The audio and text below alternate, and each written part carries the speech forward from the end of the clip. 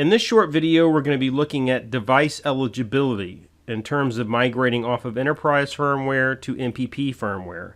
Let's start off with some documentation. The most important one would be cs.co/mpp-master-guide. And here in this document, it contains a wealth of information. And on the back of a 7800 series phone, for example, you can actually see the hardware revision.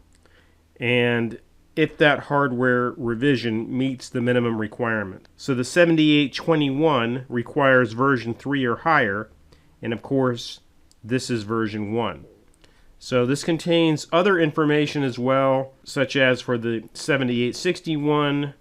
The conversion process is also outlined in this documentation, as well as links to other conversion information. If you don't have access to the back of the phone, then you can access it remotely via the web browser built into the phone. And here you can actually see the hardware revision. So as you can see, this is not version 4 or higher, so it is ineligible. A great way to determine eligibility is to use the actual updates and migrations field inside of the control hub, and then we will go to the migrate enterprise phones to MPP firmware, and then we can create a new task. We'll give it a name, and then we'll select generate device license only, and here we will fill out the template and enter in the MAC addresses.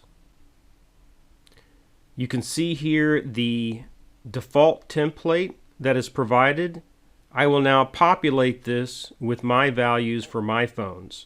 And I have now populated the values in the table with my own devices. Now I will upload them. I have uploaded them and I'll click next. And you can see now the tool is now analyzing the various devices that I have uploaded. So you can see here that we have some eligible devices and ineligible devices, as well as some unknowns. So for these 7841s, you can see that it says eligible. So this means that its hardware revision is 4 or later. For the 7975, that's ineligible because the entire 7900 series is ineligible. For the 8875, this is a new device from Cisco, and it does not even need migration. So it can register on-premise or to Webex Calling with no firmware migration necessary. And for these unknowns, these are a special case where there could be a problem with the MAC address or some other reason. So what we can do for this is use a tool that was developed in-house by Cisco in order to be able to discover the status of these unknown devices. So we will run that tool, but before we do that, if we wanted to export or download all of this information, we just click download, and then we have this information contained in a file. And here you can see the contents of the file download, as well as the MAC address and its eligibility status. This is the location of the tool on GitHub, and so we'll go ahead and download it and execute it.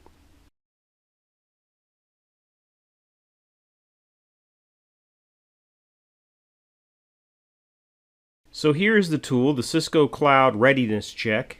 And we put in the IP address of the UC manager, our password, login, and you can see we can check boxes for the 78 or 8800 series, and we can also enable temporary phone web access for best results. So I'll click submit.